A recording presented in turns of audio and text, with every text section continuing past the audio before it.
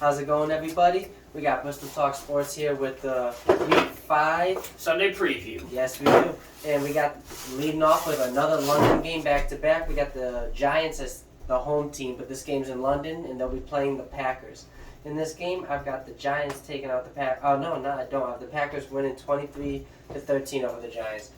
Now, I think the Giants have played really good ball. I think their defense has been really aggressive. They have Marty Martindale from Baltimore. He likes to blitz a lot. He puts pressure on quarterbacks, see if they can handle it. But I don't think the Giants are going to be able to do enough, even though Daniel Jones will be playing. Saquon Barkley was playing great, but their receiving core is completely depleted. Packers have a good defense, and I think the Packers will pull this game away 23-13. How about you? First of all, again, London game, back-to-back weeks. I love this. I love 9:30 football. I think it's something we should do anyway. I petition for a foreign game every week if they give us 9:30 football. I took Green Bay in this one 20-14.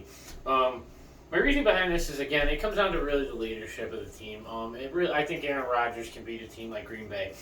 Beat a team like the Giants. The Giants, at the same time, they're a team I'm rooting for. I really would like to see the Giants pull something out crazy here. I don't think they're going to. Again, I think 20-14 is a reasonable score. I love that Saquon Barkley's playing the way he is. Daniel Jones is back in. If you watched the game last week, at one point, Daniel Jones is out of game concussion. Tyrod Taylor comes in out of game concussion. They have no other backup quarterback stuff. So they were actually running the Wildcat at one point in this game. And I think it was more effective with Saquon running the Wildcat, I think, than some of their other offense was with Tyrod Taylor in. But I don't know who they have as a backup quarterback. Tyrod's out this week with the concussion protocol. Jones is playing. Jones will be playing, but hopefully he's able to play the whole game. Real quick though, does this put the Giants on the map if they could beat Green Bay? I think this definitely is a statement game that the Giants can pull out a win against Green Bay.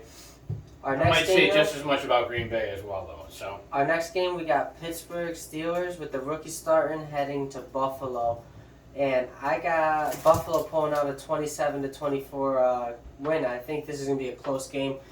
Only because I think Buffalo's a pretty banged up team right now. Buffalo at full strength should be able to handle the Pittsburgh Steelers pretty handily.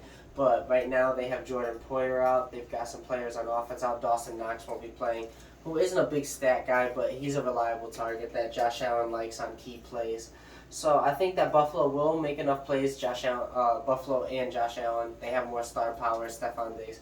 So they'll be able to win this game, but I think Pittsburgh will be able to keep it close just because of the injuries. I think Kenny Pickett has shown some good signs, and I think Kenny Pickett will be able to find some of his receivers and make a few plays. He ran for 2 touchdowns in his debut. So if he can clean up some of the mistakes and make a few plays, Pittsburgh will be able to keep this game close, but Buffalo will take the win. Personally, I picked Buffalo again in this one, 31-20. I actually picked a lower score.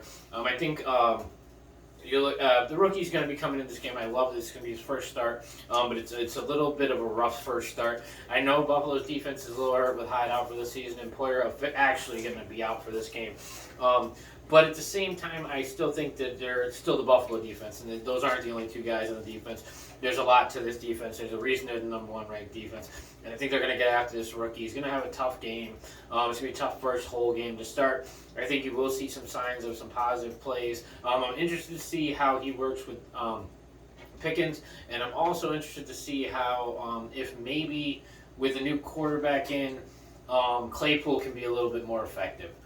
Because Claypool was a great target a couple of years ago, who's slowly become less and less efficient with weaker quarterback play. And I'd really like to see if maybe they can get him into play as well. But Buffalo's going to be there on offense. I know Dawson Knox is going to miss the game, but and that's might be a little bit rough down in the end zone. But I think that they still have their Diggs is healthy, Gabe Davis is questionable, but I think he's expected to play. So I'm going to go again Buffalo with this one, just better team right now, 31-20. Our next game is going to be the LA Chargers, LAC versus Cleveland. I took the Chargers in this one, 17-10. I know Keenan Allen's out on this one still. This is week 4, and he's missed 3.5 games. But they do have Williams. Williams has stepped up in his absence quite well. They're able to keep the ball moving down there. Eckler had a great game last week with 3 touchdowns on the ground. I'm looking to see if maybe he can help balance out that offense. Cleveland, on the other hand, is still Cleveland. and I just don't. I don't know. I don't see him. I think. I think with Bosa and the rest of these guys over there, I think that the Chargers have a pretty solid defense, and I think Cleveland might have a hard time with this one. But Chubb's still going to move the ball, and who knows, This was a tough game for me. I'll be honest with you. This game, I looked at it, and what really made the difference for me is on the injury report. Myles Garrett will be back in this game, and Jadeveon Clowney's questionable. So if they could get their D-line back to full strength over there in Cleveland, I think Cleveland could pull out this game. That's why I took Cleveland 24-20. Excellent. It's their D-line. I think it'll be a tough game for Justin Herbert. I think he'll be under pressure, and Nick Chubb has shown an ability to carry an offense. With Jacoby Brissett playing, they've done enough. Amari Cooper's been able to get open. So if Cleveland could keep this a tough fighting game where people are not really the prettiest game, but it's really hard. People hitting each other hard, and Cleveland makes a few plays. I think they'll be able to pull this one out 24-20. And then we got Houston heading to Jacksonville for an AFC South showdown, and I took Jacksonville to pull this game out 24-13. Houston has showed up in every game. There's been a point in every game where it was looking close, and I know it sounds silly, but it hasn't been like in the first quarter. But by halftime, third quarter, Houston seems to be hanging around every game, and they just can't seem to play a full game of football. And Houston doesn't have a really talented roster. It's been very known and very talked about so far this season. And Jacksonville's looked better than the offseason predictions have made. So Jacksonville's playing well, and Houston has played above their expectations, but still doesn't have a win. So I think Trevor Lawrence and Jacksonville will be able to do enough to halt Houston and put up a 24-13 win. And this one I picked the Jags as well. Again, similar score. I picked 27-13. I think it's for at least we're going into week 5, and I still have Houston, my 32nd ranked team. I think they're going to unfortunately finish at the bottom of the barrel between 30 and 32. I don't see a lot of wins coming from this team. Less to do with schedule, more to do with the talent and the cohesion on the offense. The defense is weak. Jacksonville has been scoring very well. Robinson, I know starting the season, I think Robinson was almost going to be taking a backseat to Etienne. And I think at this point, Robinson's had a great season so far. He's fifth in the league in rushing. He's scored a couple of touchdowns, and he scored a touchdown in every single game, rushing touchdown.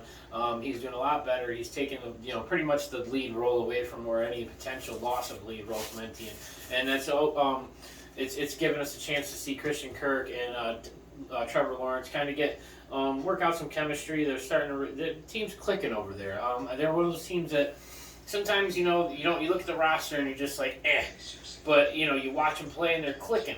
And the team's clicking over there. They're doing well. They're getting it together. And I don't see Houston being a huge obstacle for, even a regular team, let alone a team that's really starting to fire on all cylinders. So I think Jacksonville takes this one with very little effort. Very little effort. Our next game? game? Yeah, Chicago's heading to Minnesota. Now, this game, I think Minnesota should be heavily favored. That's why I chose them 24-10.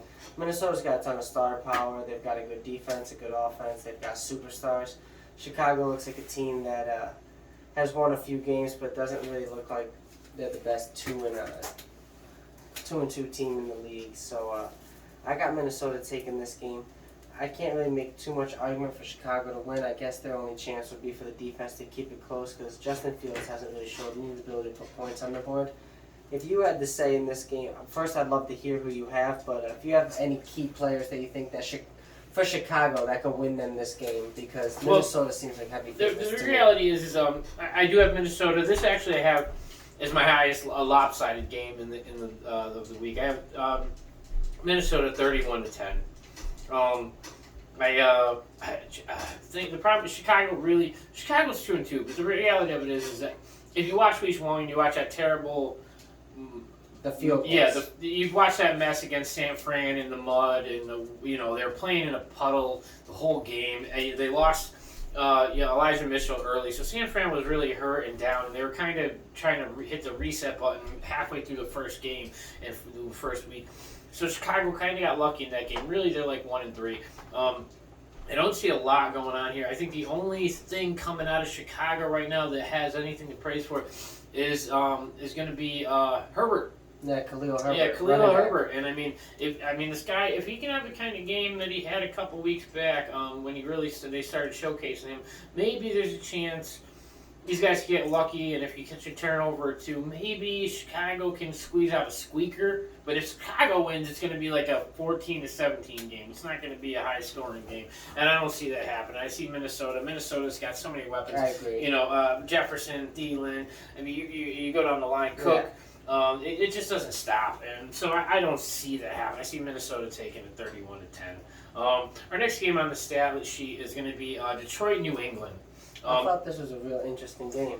It is because Detroit's kind of on a roll right now, but I'm going to take New England, and I think I'm taking the hard pick because I'm pretty sure Mac Jones is at best questionable and potentially might sit out. Oh, actually, Mac Jones is doubtful. So yeah, so we should again, have he's started been to see downgraded. Bailey Zappi again. And I actually am excited to see Bailey Zappi get a chance to start a whole game. I picked New England 24-21. Detroit's been going very hard, but Detroit's also very injured. St. Brown. He's questionable this week. He might And then play, you have and then Swift. Swift is still out. Swift is out, so they're definitely taking some hits. But again, last week they were able to put up some scores too. So there's definitely going to be some scoring in this game. I would love to see, and I do think that New England might be able to work with Zappi and get Zappi to squeak out a win here, 24-21. I also took New England. I had New England 20-17. Detroit's been a very high-scoring offense this year, but they do have some injuries. Amon-Ra coming back would be huge for them, but we'll see what they choose to do tomorrow. But my big deal with this one was Belichick's defense hasn't looked that great, and he normally tends to fix his defense, and this looks like the type of game that he'll be able to get it right with. Even though Detroit's offense has looked really well this year, Detroit's still 1-3. They find a way to lose games, and this looks like the type of game where they'll run into a speed bump on a defense that hasn't looked fantastic this year. And New England will be able to pull away at 20-17 to win. What's the next game on the list, brother? We got Seattle heading down to New Orleans, in which I've got a really low-scoring game with Jameis out, Andy Dalton playing quarterback. I got Seattle winning 16-13. I think Seattle's had enough talent around Geno Smith to make Geno Smith look a lot better than he's looked ever in his career. I love the story. Geno Smith is talking about week one, how they wrote me off, and I didn't write back. So Geno Smith's very confident that I'm still a great football player, and he wants people to really believe that. And he put up a huge game against Detroit last week, along with the win against Russell Wilson. So Seattle's had some good-looking games and some really ugly games.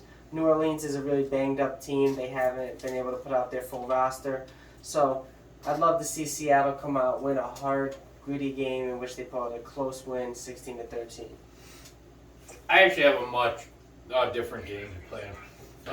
I took Seattle in this one, but honestly, I think Geno Smith every week seems to be getting better. He does make mistakes every once in a while, but I have Seattle putting up 34-17 on this one.